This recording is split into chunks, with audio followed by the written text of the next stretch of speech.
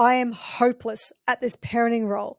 I've failed again because every single morning we go through the same thing over and over again. I keep finding more and more evidence of life going wrong, life missing out, how I am to blame, and how worthless that I am. And what tends to happen is the more you go into those four lenses, wrong path, missing out, could have, should have, worth less, the more you start to train yourself into that pattern. Ever snapped at your child and thought, why did I do that? That is not the parent I want to be. Or you watched your children lose it over something seemingly small and wondered, what is actually going on here? Turns out behaviour is never random. There's always something happening beneath it, and it always makes sense. I'm Jackie Hall, and this is Beneath Behaviour.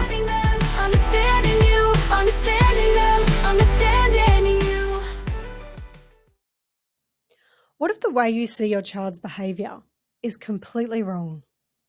What if the frustration, the guilt, the feeling like you're constantly failing, it's not actually about what's happening, but about how your brain is filtering it? Because here's the truth. Every single moment, your brain is telling you a story. It's taking your child's meltdowns, their resistance, their struggles, and it's twisting them through an invisible thought lens that you've been using for years without even realizing it.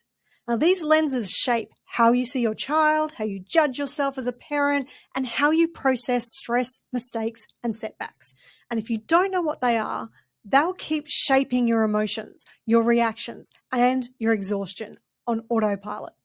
In this episode, we're uncovering the 4 hidden thought lenses that are running the show and how shifting them can completely change how you feel about parenting your child and yourself.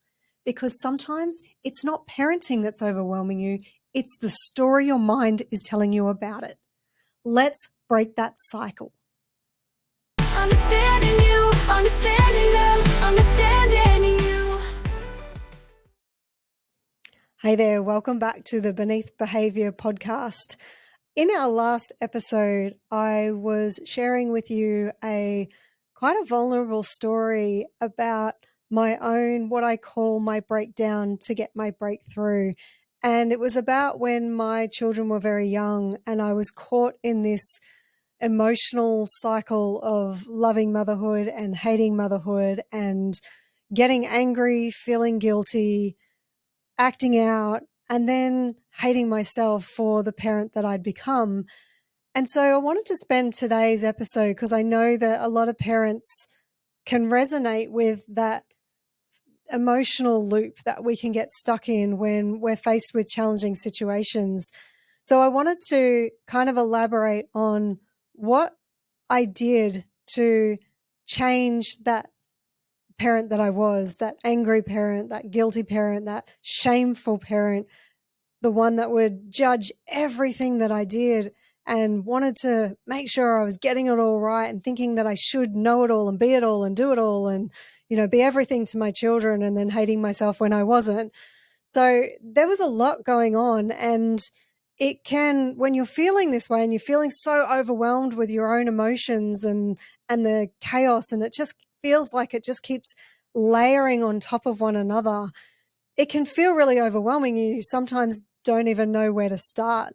So today I wanted to help you out by teaching you how to get started when you feel this way, when you're feeling all of these emotions stacked up on top of one another. And I'll also want to teach you how you can stop stacking that on top of one another. So firstly, what you want to start to do is become aware of the narrative that we're running in our heads, what seems like all the time. It's like you've got this little voice in your head that's constantly narrating what's going on in your life, judging it, getting it, having an opinion about it, criticizing it, or just observing it in some perception or another.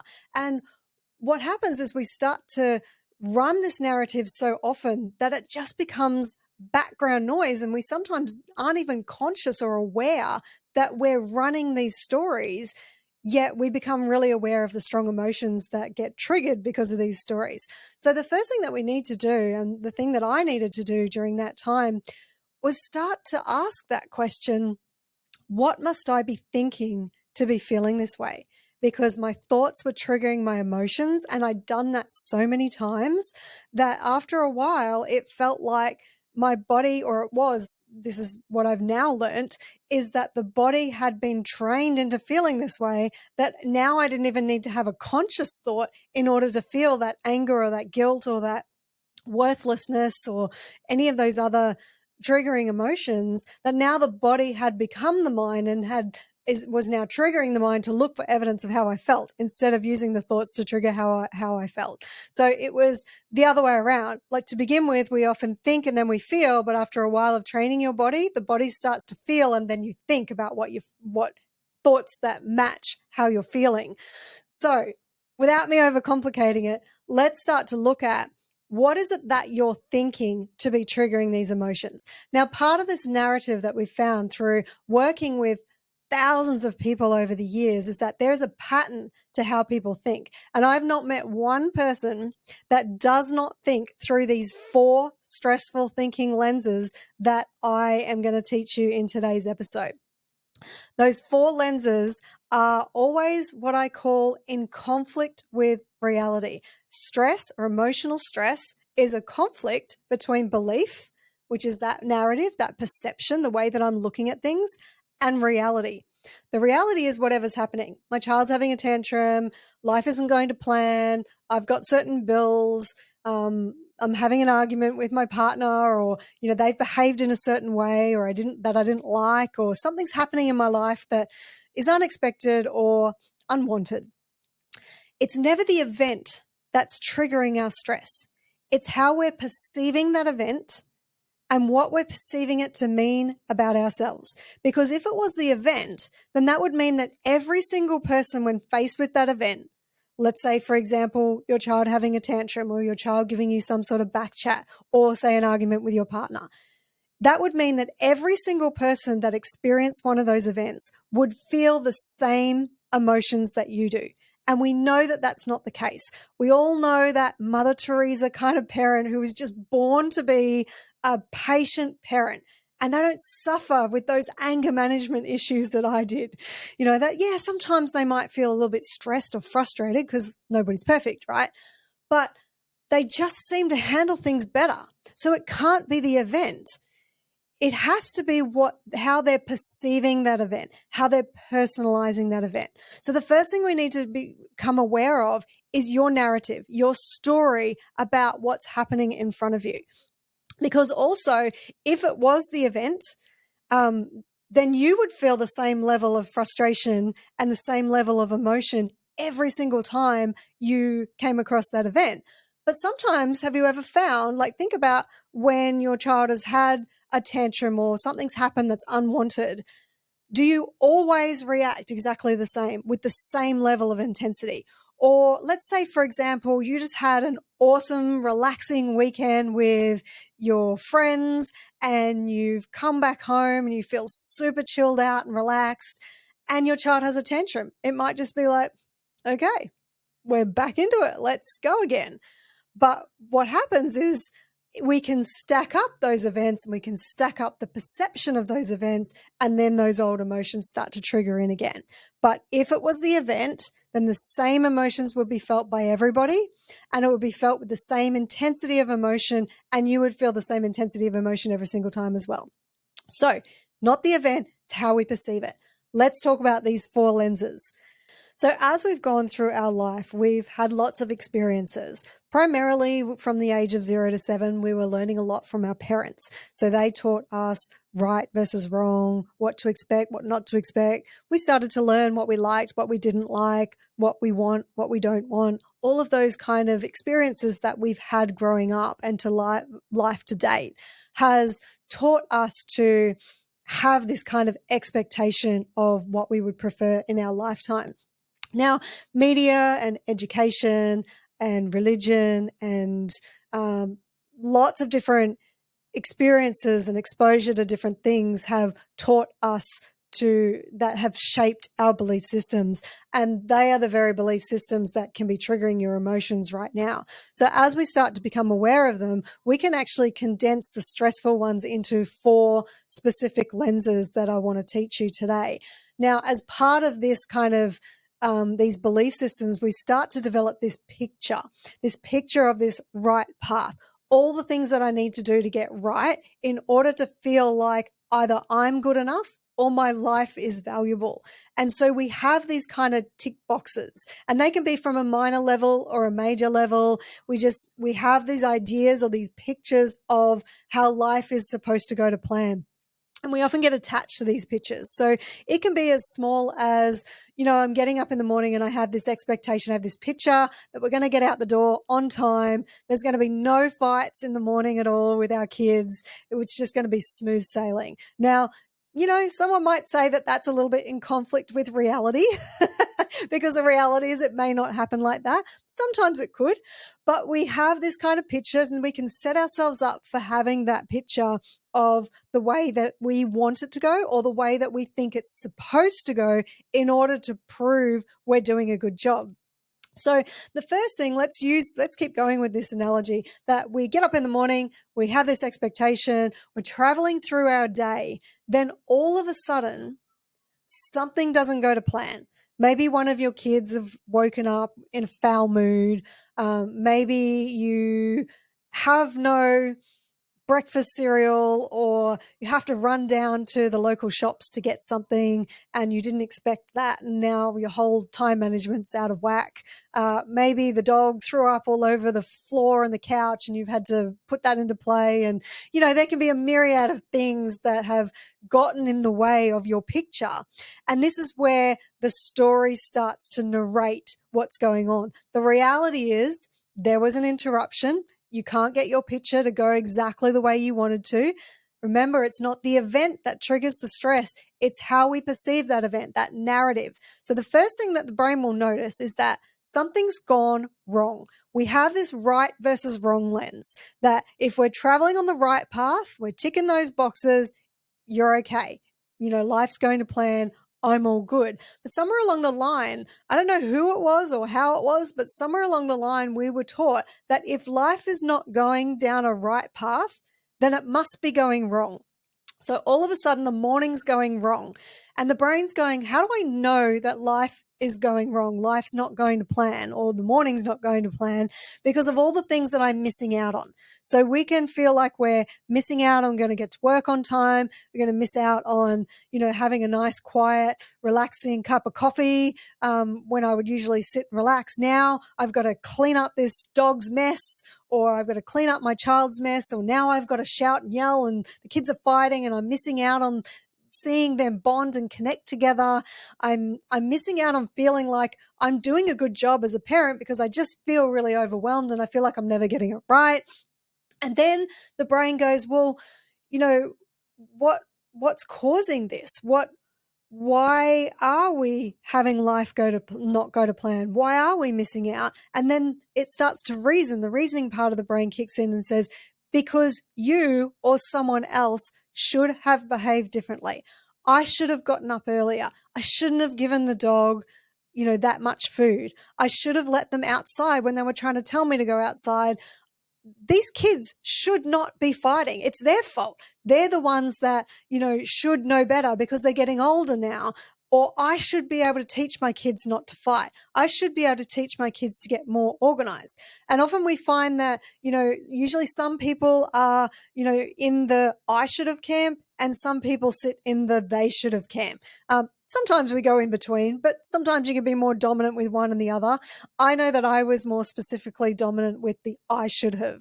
I should have done better. I should know more, do more, be more, have more, learn more to get it right. So you can hear already that we have this right versus wrong lens.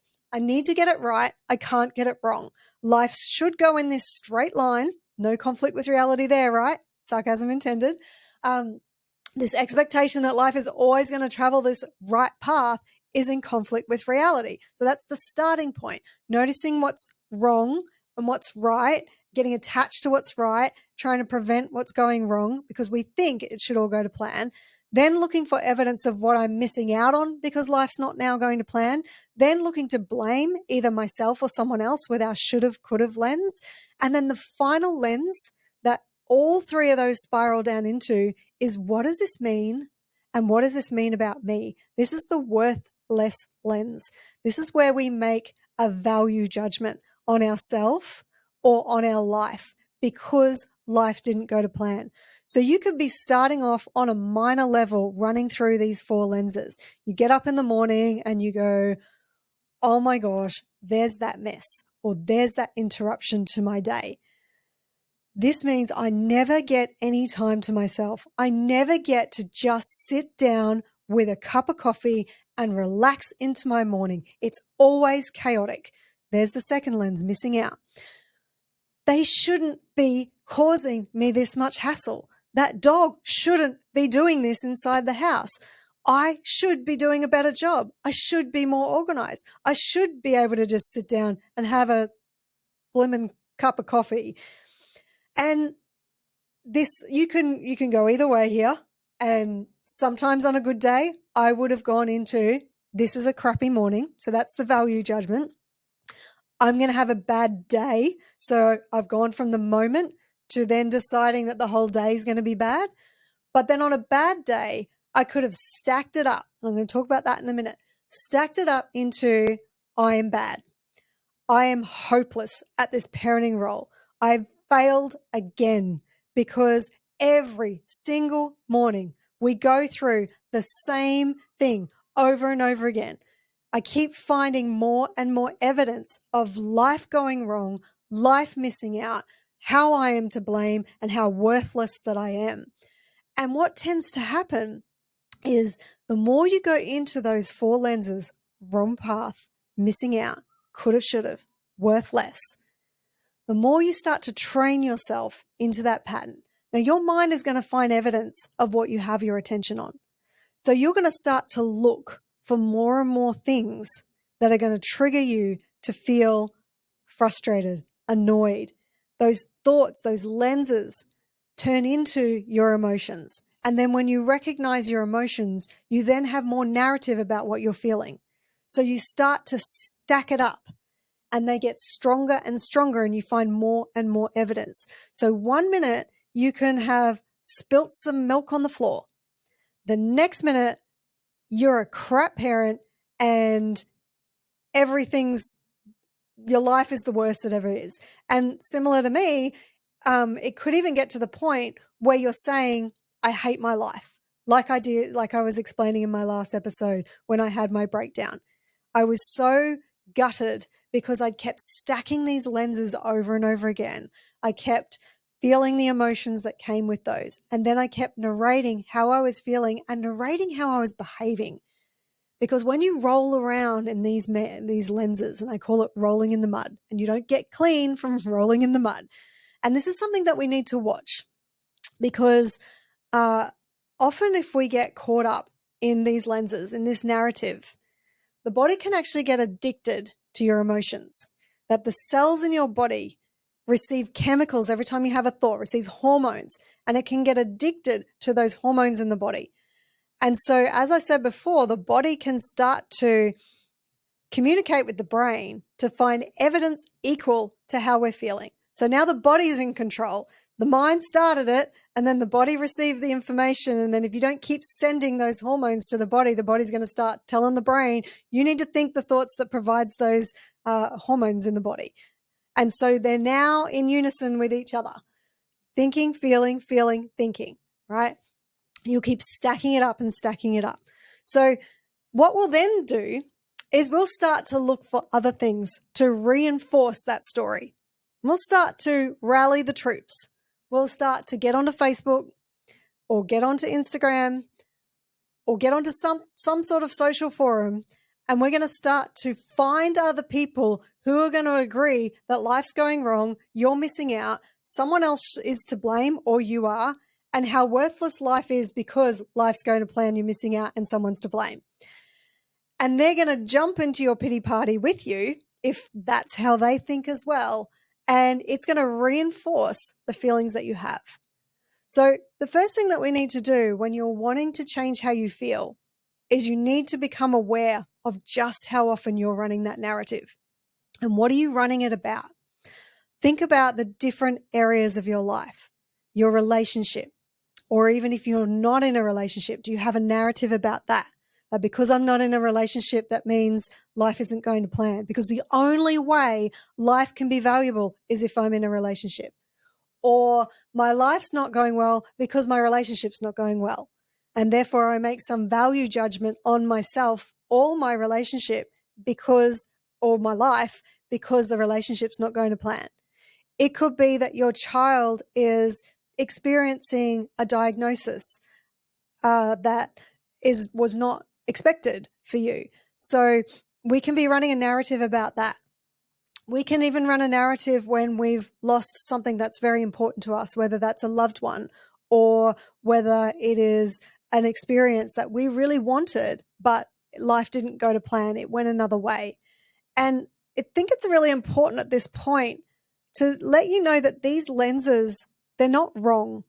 It's not that we're saying that there's something wrong with you or you're doing the wrong thing if you're thinking this way. It's not about right or wrong. Let's not put these lenses back on, the stressful thinking lenses, going, well, I can't think this thought. There's a right way to think and a wrong way to think. If I think the wrong way, then I'm going to miss out on experiencing all of the joyful feelings I'm supposed to experience or I want to experience. And I should be able to think better. And I shouldn't be thinking in another way. And if I do think the wrong way and I don't experience good emotions, and it's because I'm doing it all wrong, there must be something wrong with me. It's not the case. Don't think of it as right or wrong. Think of it as cause and effect. If I think a certain way, I'll feel a certain way. If I change how I think, I'll change how I feel. Now, there's more to it, and we will get to that as we deep dive into these episodes. But to begin with, just ask yourself, what must I be thinking to be feeling this way? So relationships, your children, your child's behavior, are they giving you back chat? Are they throwing tantrums? Are they exhibiting some other behavior that you don't understand that you've got a narrative about? Are you experiencing sibling rivalry? What finances? Do you have a narrative about that? Because remember, reality is just what's happening, but the stress comes from how you're perceiving what's happening and the narrative that you're telling yourself. That's what needs to change. So I want you to just kind of pause for a second. And I just want you to think about something in your life right now that's triggering your stress.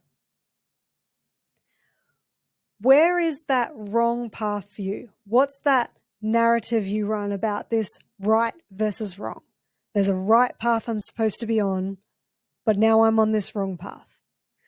And now watch for how in that narrative you start to look at all the things that you're now missing out on because life has not gone to plan. Now think about who you blame for this wrong experience that you're having. Is it you? Is it your child? Is it someone else? And then think about what sort of value judgment you make on yourself or your life. And just notice how that story rolls around in your mind and you find more and more evidence, that your mind starts to find evidence of what you have your attention on. And as you start looking for how this has gone wrong, you also notice how this went wrong. You notice how I'm missing out here, missing out there. I should have done this. They should have done that. And you put it all in a nice little ball together, along with how I feel about myself and how I feel about my life because I'm facing this unwanted event. Now just notice how that makes you feel for a minute. And we're just reflecting back. During your day, you will be doing this a lot if you are feeling stressed. So the first step, and this is what I had to do, and I was shocked a lot of the times at the sort of stories that I was running in my mind, and still do, but I'm just more aware of them now. Because now, like we talked about in that first episode, now we look at it and go, good story, bro. You don't have to believe everything you think. And you can be aware of that story and how it's in conflict. It's fighting with the reality of what is. And one of the first things that helped me is literally saying to myself, Jack, you're in conflict with reality. The reality is, ... whatever that is. Reality is your child's just crying. The reality is they're not asleep yet. The reality is life just didn't go to plan. It's okay. But when we get stuck in that story, it's going to bog you down and it's actually going to drain a lot of your energy. So when we go to bed at night completely exhausted, a lot of the time it's not because we've been busy all day.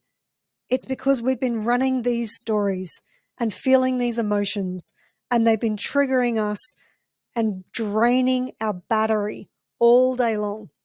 So we run out of battery. When we run out of battery, we don't think as well. We act out because we get frustrated more easily. So it just can be this massive big spiral out of control and into behavior that we don't like in ourselves because we've been running these narratives and stacking it up all day. So I know that we have gone a bit heavy at the moment, just kind of being aware of that. And you might feel that in your body. Just pay attention to your body for a second and just feel how you're feeling within yourself, just thinking about those lenses of things going wrong, missing out, could have, should have, worth less, how I feel about myself or my life when things don't go to plan. It just feels really heavy and it'll be taking your energy stores. So what we want to do, and I'm going to help you out here for a minute, we'll be talking about this quite a lot, is give you a little bit of an exercise from the Heart Math Institute. So I am one of their qualified heart math trainers, so I have permission to deliver this exercise to you. But it is a little exercise that you can do anytime, anywhere. You don't need to disappear from your kids. They could be literally having a tantrum or a meltdown right in front of you, and you could be using this tool as a way to shift and reset these emotions. So as we get into this podcast, we are going to teach you how to change those thought processes so that you're not rolling around in the mud, you're not going into those four lenses all the time and depleting that energy. You're going to change the story, but at the same time, you also have to retrain that body who is well-versed in receiving those hormones that you have so diligently given it over those sometimes months, years, sometimes decades of thinking this way. The body's used to it. So we have to also retrain the body. So this exercise is called a quick coherence, and it's part of other heart math exercises that you can do. But I want to read it out specifically because their wording, there's a lot of research. There's like 30 years behind, there's 30 years of information and studies and research behind the Heart Math Institute stuff. So this technique that I want to show you is has specific wording for you to follow that has been researched over time. So the first thing I want you to do, and I'll give you the exercise first, we'll do it, and then we'll discuss it a little bit more. So step one, so just get comfortable for a minute. Just take a deep breath. Okay. Step one, focus your attention in the area of the heart. Imagine your breath is flowing in and out of your heart or chest area, breathing a little slower and deeper than usual. Find an easy rhythm that's comfortable.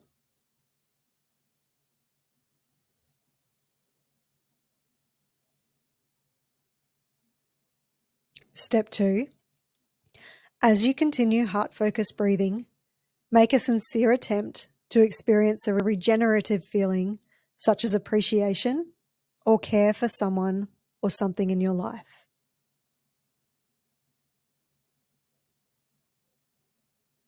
Now, a suggestion here is to try to re-experience the feeling that you have for someone you love, maybe a pet, a special place, an accomplishment, a memory, or just focus on a feeling of calm or ease.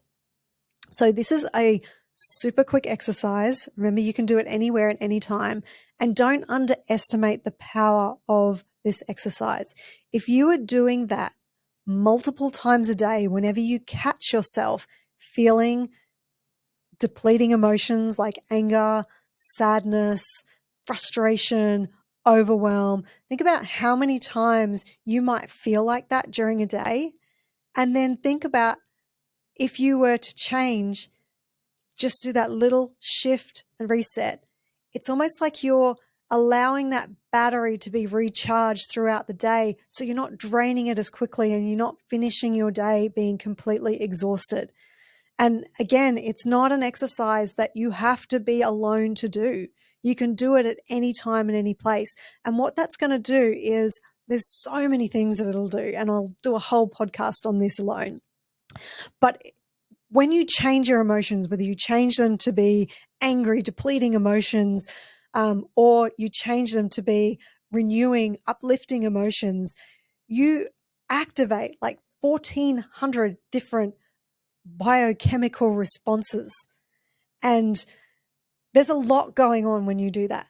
And when you do this quick coherence, you actually start to make the brain and the heart start to speak to one another and start to become coherent. And so that's going to allow you to be more present. It's going to allow you to have that logic and reasoning kick in.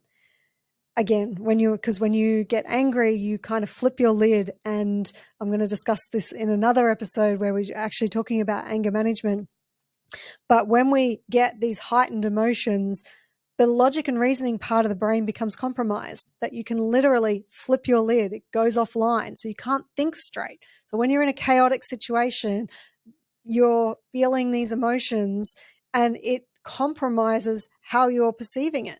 So if you're able to do this little quick reset, it allows that thinking brain to come back online. It allows you to be more reasonable, more logical, think about what we need to do. You're going to have more energy to do what you need to do. So just notice in your body, even after doing that for just a few moments, how different the body feels.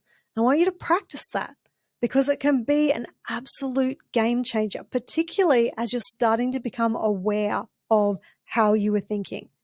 Now, when I was going through this, my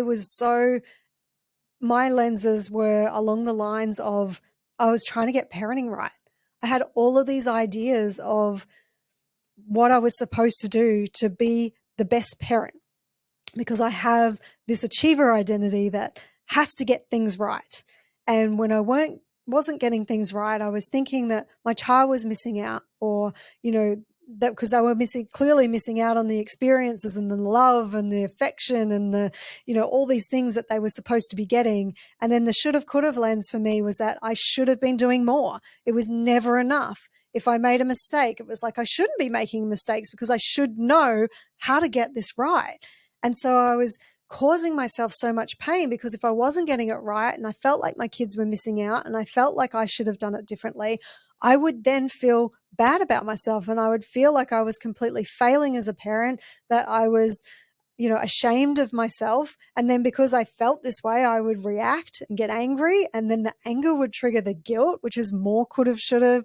And then I would feel even worse about myself. So you can hear how those lenses were playing out and stacking up for me and leading me to depression, the swing between depression and anxiety.